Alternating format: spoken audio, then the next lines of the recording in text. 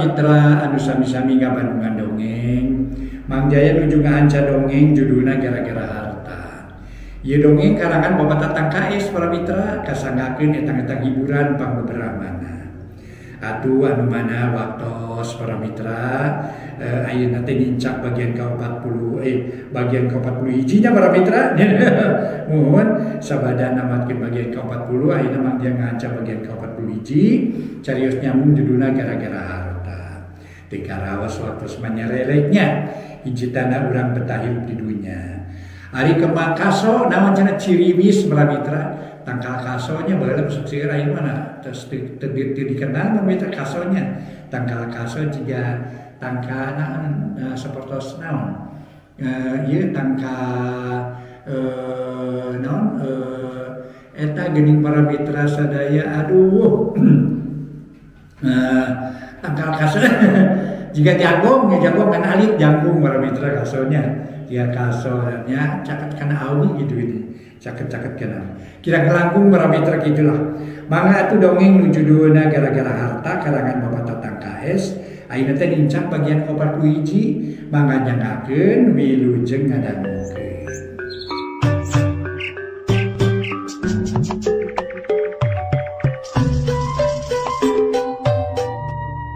Para mitra kaum dangu, wilujeng tepang dangu sareng acara matuh dongeng enteng pangbeberahmana.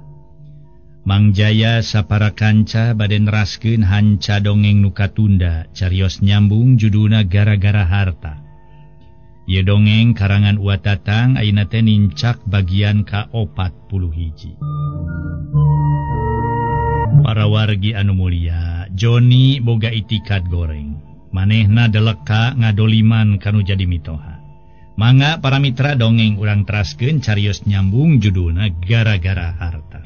Harita Suganda masrahkeun bedog kalawan ku Joni dirawatan.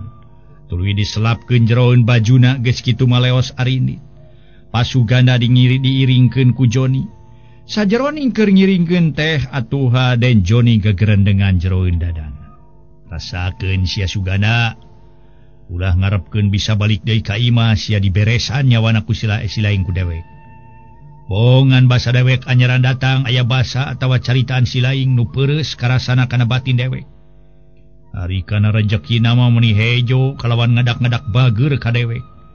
Tapi lamun dewek teu kadeuleu mawa rezeki kawasna dewek ditalapung bener-bener ku silaing. Kitu gerendeng den Joni bari ku siwal ngodok perah bedog. Barang rek dilagar Pasugana ngalieu kalawan pokna. Ari keur Mang Ibro teh sarung bungkul Jon. Moal jeung duit. Kahayang apa mah berewe atuh kajeun saseser sapesen oge. Keur meuli-meuli bako heueuh sapeser sasen mah. Mangga ke ku abdi dipasihan kang ngagaleuh bako mah Pak. Temal Joni. Tuluy lempang deui. Barang tepi ka hiji tempat nu leuwih ti iseun tur palebah dinya. Aya susukan tur tempat nasuni, den Joni karanjingan ku setan ida jilat natullah. Manehna ngalugas bedog kalawan teu tatapasini kecek punuk Pasugana dikadek di tukang. Aduh! Puguh we Pasugana ngagoak kalawan ngerejet. Gilek malik breh katingali den Joni nyenyekel bedog. Sakitu punuk geus gudawang ge para mitra Pasugana make aya niat rek ngarontok. Gorokaya. Den Joni beuki garang nimpah beungeut Pasugana dayagdag Pasugana ngadayagdag kedebut rubuh. Nyaan eta ngaran den Joni dina ieu carita kalapna teh harita Pasugana dipencit nepi ka beheung ampir sapat. Segor-segor Pasugana sasegor teu beda ti domba atawa munding dipencit sesegor. Nu teu kungsi samenit geus eueuh nyawaan. Lung bedog dialungkeun ka susukan atuh leungeun nu pinuh ku getih gancang dikumah disusukan. Red den Joni ngareret kana layon Pasugana katingali panona beunta. Geus kitu den Joni gagancangan balik ka imahna sabab sieun tepung jeung nu ngaliwat. Tapi dikersakeun di jalan teu papangi pisan jeung nu ngaliwat. Sadatangna ka imah den Joni nanyakeun ka Marwati pamajikanana nu tas dicai. Ari apa geus balik wat? Teu acan Kang, temal Marwati atuh ibu cacih mairan. Bari norojo ti kamar tas nyisiran. Paling-paling ge kakara tepi Jang Joni, ongkoh ti dieu teh ka Mang Ibro teh rada jauh. Upi di jalan teu ti iseun Bu. nya geus beak lembur mah nepi ka wates lembur Mang Ibro mati iseun. Jarang langka nu ngaliwat teh, lamun ti peuting mah matak pika keueungeun tempat eta teh. Jadi kasontenana tuh papageun atuh Kang, ceuk Marwati siga nu manghariwangkeun kudu jadi bapa. Papageun ka mana Riwati manasinakeun Kang geus nyaho ka imah Bah Ibro. Lah keun bae make dipapageun sagala mun kitu apakah karaka dituna hayu oke ka papalingsingan di jalan.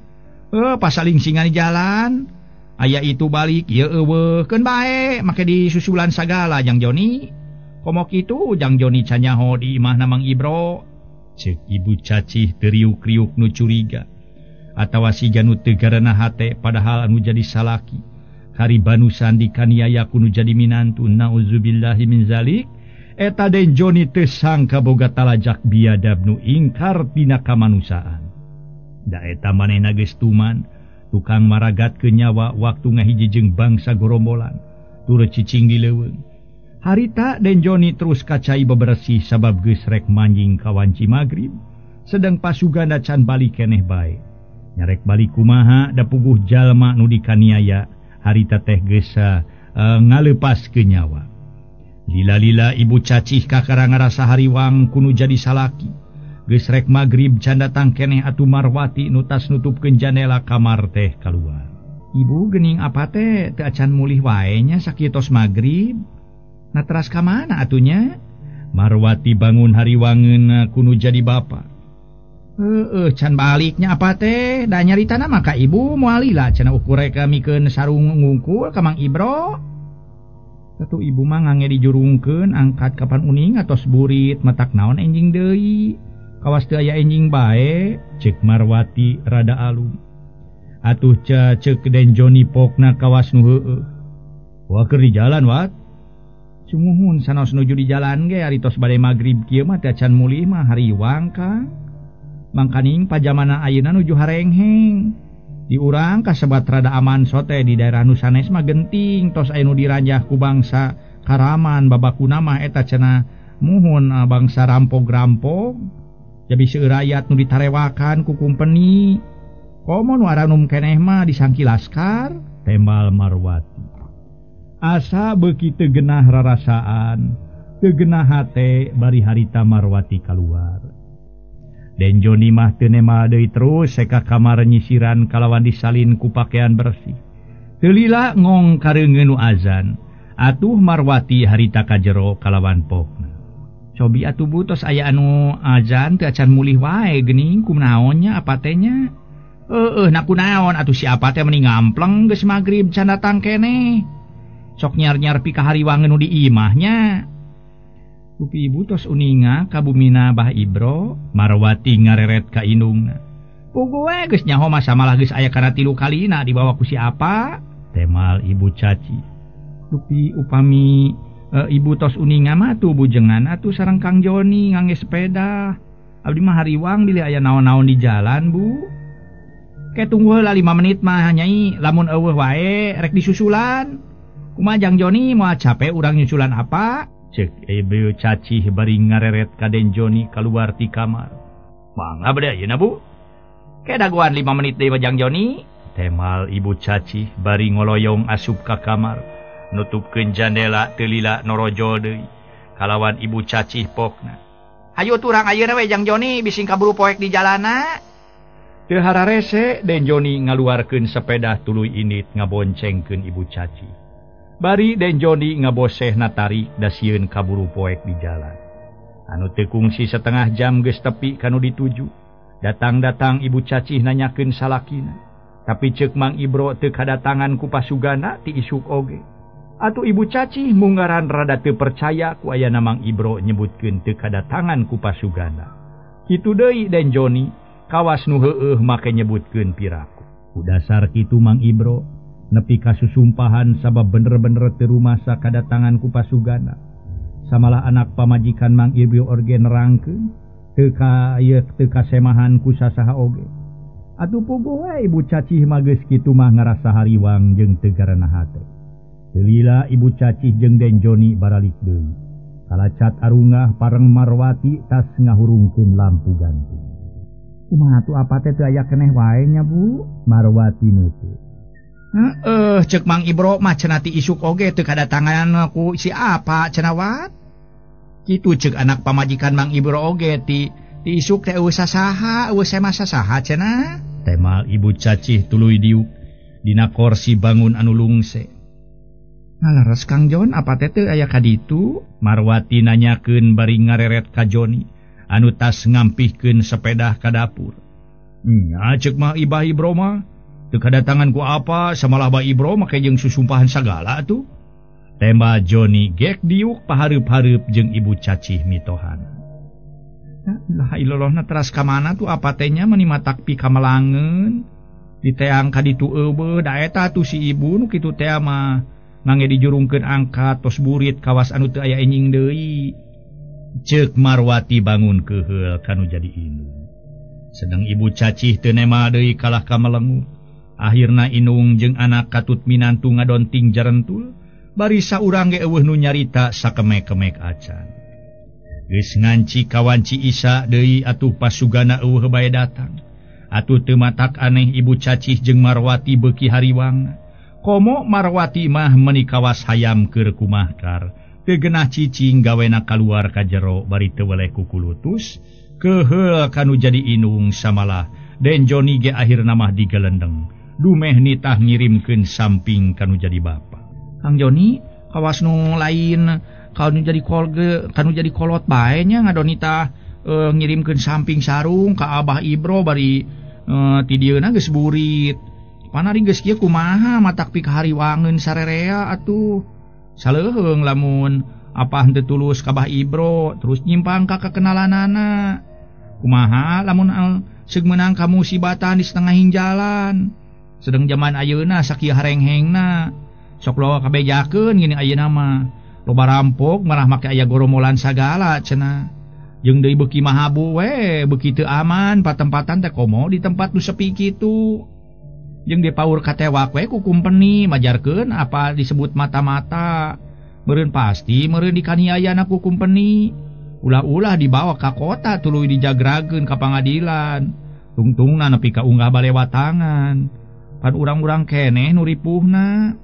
Ni teu aya pamikir pisannya Kang Joni sakieu keur ayeuna zaman harengheng teh. Ngaso heula para mitra ya. Disalahkeun kuno jadi pamajikan Joni harita ngajawab. Nasaha nu nitah ngirimkeun sarung? Geus burit wat. Samalah Kang Joni ge ulah dikirimkeun ayeuna. Cukan we, da ayeuna mah geus burit bising hujan ongko. Tapi apa kekeh wae apa-apa teh maksa ini. Tema Den Joni semu ambak. Atuh Marwati teu nema deui ngan kojengkang we kaluar ngadon ngajejentu nunggu-nunggu nu jadi bapa geus wanci Isa can balik keneh. Lila bus ka jero deui bari panto ditutupkeun. Sanajan pada nunggu-nunggu atau pada ngarep-ngarep oge da puguh jelema nu geus maot.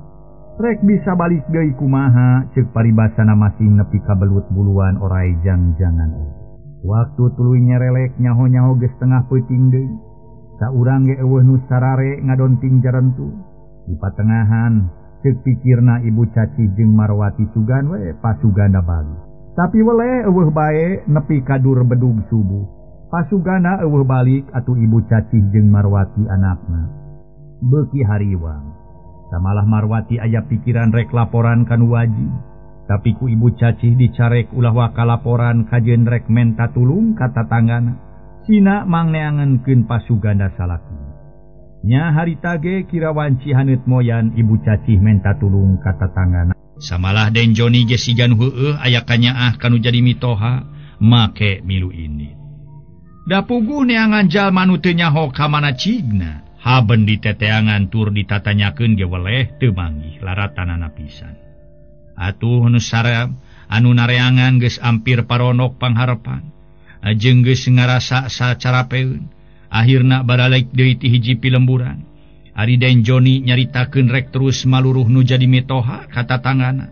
Tapi pada nyarek pokna teh ulah nyiar-nyiar pi ka hariwangeun nu diimah. Geus puguh mitohana mah teu kapanggih hayo rek ini. Padahal Den Joni nyebutkeun rek terus maluruh nu jadi mitoha teh saukur alasan nu puguh marek terus kabur kaleuweung sabab sieun katohyan manehna nganiaya nu jadi mitoha. Di setengahing jalan tatangga Ibu Cacih jeung Aden Joni tepung jeung saurang budak lalaki pi umureun kurang leuwih 12 tahun. Eta budak lalaki lulumpatan bangun aya kasieun. Atuh nutas maluruh pasugana ngarandeg kalawananya ka eta budak lalaki. Ujang, aya naon meni lulumpatan kitu Ujang? Pokna. Eta budak lalaki nu ditanya teh ngarandeg kalawan nemalan. Dibarungku ambekan renghap ranyug pokna teh bari teu pati tatag. Mang, itu aya itu mang, aya itu. Cepokna atuh Den Joni tumanya bari mencerong kana beungeut eta budak lalaki. Sing tenang nyarita teh Jang. Aya itu teh aya naon sok caritakeun. Itu Kang itu aya itu Kang, aya jalmi. Si susukan katinggalina mah siga menang menang mencit Kang. Ceuk budak lalaki nyaritana. Nyaritakeun ningali aya nu dipencit. Puguh kabeh reuwas atuh aka anu saurang ge eueuh anu teu reuwas. Malah saurang lalaki nanya, "Di mana Jang?" "Itu mang deukeut susukan di Lebak mang." "Cing yu atuh urang tuduhkeun Ujang mang rek ningali ka ditu," ceuk eta lalaki. Teu hararese atuh budak lalaki kabeh. Harita para budak lalaki harita teh indit deui kalawan dituturkeun ku tujuan. Kabeh anu araya di dinya arindit lempangna tinggardi sanggeus deukeut reg Baramitra eta budak lalaki eureun kalawan pokna deui nuju ka Lebak. "Tuh itu mang, tuh geuning tuh ti dieu ge katingali ngajolopong mang," sirilik 7 urang lalaki kaasup Den Joni nyampeurkeun anabreh kebeg sarerea ngagepeg kalawan pokna meh ampir bareng. Astagfirullahalazim. Gusti nu Maha Agung geuning eta teh Pa Aden Sugana. "Aden, geuning mertua Aden teh," ceuk nu saurang bari ngareret ka Den Joni. Harita Den Joni siga nu kasima kalah olohok bengong, atuh colohok mata simeuteun kana layon pasugana nu digemrong ku sireum jeung laleur. Ningali manehanana jelas pisan. Teu loba nu dipikir deui harita layon pasugana diparayang ku genepan, kalawan beungeutna ditutupan ku baju kampret. Atuh kitu deui para mitra, baju layon dibebekeun heula palebah tonggongna. Sabab rek di udaran ge hese da puguh layon geus heuras. Ari Den Joni lempang na ti hareup satengah lulumpatan jeung katingalina siga nu reuwas.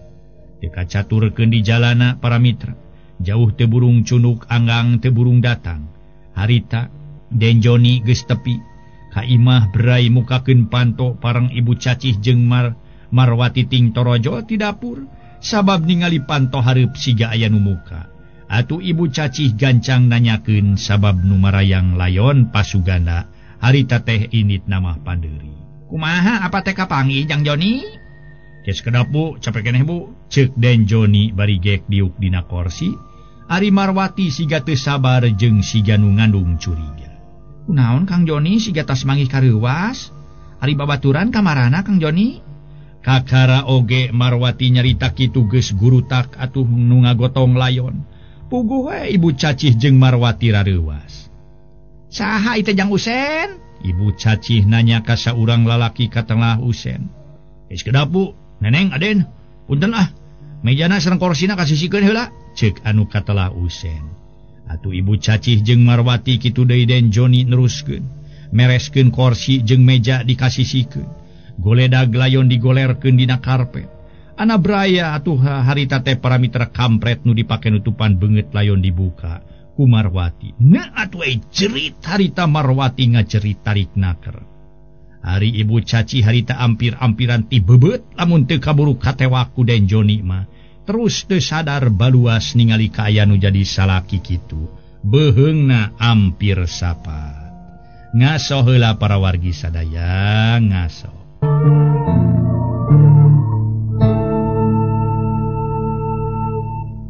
Para mitra pamiarsa nu sami-sami ngabandungan ieu dongeng. Mangga para wargi dongeng urang teraskeun deui. Salse para mitra ngadongeng mah nya. Mangga para mitra salse. Para wargi sadaya mangga atuh.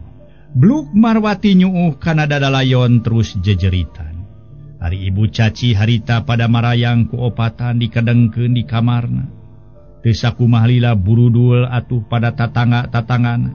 Harita teh sabab ngadengen nu jejeritan. Teu sakumaha lila burudul tatanggana arungah sabab ngadengen nu jejeritan. Jol ieu awewe lalaki kakara arungah pada nanyakeun aya naon. Saurange can aya nu bisa nerangkeun ngan anu jelas mah pasugana maot. Harita awewe nu ningali kana kaayan layon mah matak pating puringis, kalawan ngucapkeun istighbar, sabagian gancang tarurun sabab ngarasa teu luas ningalina. Gurutak saurang lalaki tengah tubuh kakara hudang, paramir kakara ungah horenga kolot kampung, gek diuk tuluy nyingka baju kampret nu dipake nutupan beungeut layon. Pok eta lalaki tengah tubuh nyarita, Inna lillahi wa inna ilaihi roji'un. Bari rup nutupan deui beungeut layon kalawan pokna. Cing jang usen ruruban atuh ku samping kebat. Nginyeum weh tuh. Anu pamajikan jang usen keun lah goreng oge. Ieu aya sinjang alur bapa ke urang Bandung heula. Ceuk Den Joni terus ka kamar nyokot samping kebat tina lomari. Teu lila kaluar deui tuluy ngarurub layon ku samping kebat. Harita Marwati ceurik narepeh disangka ku sarerea mah sadar dumeh ceurik narepeh. Geus kitu Marwati neuteup kana layon dirurub ku samping kebat. Anu manehna heuleut sawatara menit waktu Marwati keur neuteuk kana layon ujug-ujug saranga serenge. Geus kitu cirihil seuri bari nepakan suku layon. Puas ya beheungna sapat. Disogot ku kuda umbal deuleu. Moal beja-beja moal aing ge nyaho lah. Si bapana Marwati disogot ku kuda umbal, aing ge nyaho kudana nu nyogot beheung si Marwati teh nyaho, aing ge nyaho deuleu. Nyaho aing ge nyaho deuleu. Kitu caritaan Marwati si horeng manehna teu sadar alias leungit elingan. Tuluy ngaco sagala dicaritakeun. Atuh lalaki tengah tubuh kasebut kokolot kampung pokna. Neneng, sing emut geulis, sing emut. Istighbar ucu ulah kabawa ku sakaba-kaba. Sok istighbar geulis, istighbar. Nyao sia gelok lah. Nanaon mah jeung jor-jor ka dieu sagala sia jajangkor ka dieu. Rek mareuncit aing. Sok sia wani mah aingna geur pareuncit sia. Geura lalekek ta sokana mah ku sia deuleu. Tiga beleg ka era nya aki-aki ngadon ngajak ke es ka uing. Moanya geus cetuk kuis kitu make hayang es jeung uing. Yeuh, sakitu geus letoy teh make bogoh ka Siwarti sagala. Lamun cangker keneh meunang bogoh ka Siwarti. Lamun maneh loba duit loba mah teu naon ketang lah letoy ge. Jeung kami urang kangon ngan kumis maneh dudutan heula sia salamar-salamar. Ngalah teu cokokan kana irung kami deuleu.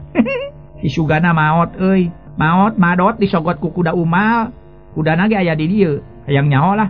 Maneh aki-aki letoy. Kada kuda anu nyogot si sugana moal beja-beja aing mah. Moal dibeja-beja era aing mah deuleu. Sok hayang nyium urang mah. Ngan kumisna didudutan heula salamar-salamarnya. Hei tua dokter, lain moal hok kitu sia. Tagera kaputa beheung si sugana. Ngada buru-buru cager. Sok buru-buru bisi disogot sia beheungna. Ku kuda umal deuleu. Kalaka molotot wae. Naonnya? Marwati para mitra sadaya ngareret ka Den Joni. Majah teh dokter dititah ngaput beheung layon. Atuh eta kokolot kampung katelah Bahmad Hapi nanya ka Den Joni. Aden kumaha atuh? Bade disiraman kalayan bade dikubur ayeuna bae. Ngantos garawana mah iraha pisadareuna na sareng piraku. Layon tos aya kana sadinten sawengina wae diantep wae. Mun eta mah teu langkung bapa we lah kumaha bisaeuna apa? Ceuk Den Joni. Teu mere kaputusan atawa mere jawaban ucing. Ulah kumaha abah dan ade nu kagungan hakna bade diurus ayeuna mangga bade diantoskeun sasadarna ibuna neneng mangga eta mah nyangakeun kumaha aden eta mah tos welereskeun ayeuna palah meungpeung siang keneh bios abdi tanggal waler tema Den Joni tah kitu kahar tos ku abah gesok atuh barudak geura sadiakeun gebogna euy bisi di dieu tangkal cau mah nuar we di kobon emang tuh. Ceuk Bahmad Hapi teu hararese dua urang lalaki ngarala gedebog cau. Atuh nu sejena nyadiakeun cai dipipir di wadahan kana jolang jeung emer aya kana genepna. Sanggeus cai sadia jeung gebogna geus aya. Regeyeng layon diparayang ku genepa. Tuluy disiraman ku Bahmad Hapi dibantuan ku 3 urang lalaki. Ongkohan Abah Mad Hapi tukang ngabaredonan. Gancang na ieu carita layon geus beres disiraman kalawan geus dibungkus. Tur geus disolatan tuluy dikubur di hiji astana nepi ka beresna. Para mitra anu mulia, Den Joni henteu milu ka makam sabab ngajaga Marwati pamajikanana. Samalah tatanggana ge opatan milu nungguan Marwati. Anu beuki dieu beuki ngaco samalah ayeuna mah make nyosoeh baju sagala meuni ampir ora. Kusangkaan tatanggana Marwati mah ngagerebeg jadi owah tina alatan baluas ningali kaayan layon bapana aya nu mencit. Ku dasar kitu sabagian loba tatanggana kitu deui anu rada anggang timbul rupa-rupa sangkaan ceuk sawareh majarkeun pasugana aral mencit sorangan mencit maneh tapi sabagian loba nu nyangka dipencit ku gorombolan. Sabab zaman harita bangsa gorombolan teh beuki meuweuh para mitra garong beuki meuweuh beuki mejeuna ngaruksak karahayat di pakampungan. Atuh dina ngagangsing bandarayat beuki sering akhirna tatangga didinya geges loba nu ngarungsi ngarasa sieun ku gorombolan atawa ku bangsa karaman sejen. Lantaran Marwati jadi ngamuknya kapaksa dikerem di kamar pantona dikoncikeun jandelana dipaku ti luar sabab sieun kabur atawa sieun ngabahayakeun ka tatanggana. Geus kitu mah Den Joni ngarasa bingung pilakueun ari rek ngejateu tega kudu jadi pamajikan. Ari cicing bae sok sieun aya kajadian nu teu dipiharap ku manehna. Nya kapaksa Den Joni nungguan nu jadi pamajikan sanajan mitohana nu awewe geus sadar oge. Ongkohan ku tatanggana pada ngomongan ulah rek ditinggalkeun bisi kumaha ona. Kumaha atuh sateluina nasib Marwati jeung ibu Caci indungna kitu deui Den Joni. Cag urang tunda kaayaan Den Joni caturkeun di hiji pagunungan para wargi. Aya 5 urang insan keur ngobrol di tepas. Di antarana aya saurang aki-aki geus nyedak kapikun. Sedeng nu keur diobrolkeun nama nyaeta nyaritakeun saurang awewe jeung sab anu geus sapoe sapeuting leungit. Si horeng si mana horeng keur ngariung di tepas di antarana si Cipeu Mang Odoy, Bi Uning pamajikanna Mang Odoy, Aki Joher jeung Nini Anyang sedeng awewe nu geus sapoe sapeuting leungit teh Neng Yani. Nyaeta ngado nyusul Sumarna dumeh cep Sumarna eueuh anu nganyahoankeun. Tetumbi Uning bet kawas budak pisan. Ngado nyaritakeun ibu ramana Kang Asep dibawa ku Den Joni. Pada atong make nyaritakeun sagala atuh beulina oge. Bi Uning ge katingali oge. Nu mawaramana Kang Asep ku Den Joni. Paneri geus kieu kumaha ya? Nu waktuna kaburu beak deui.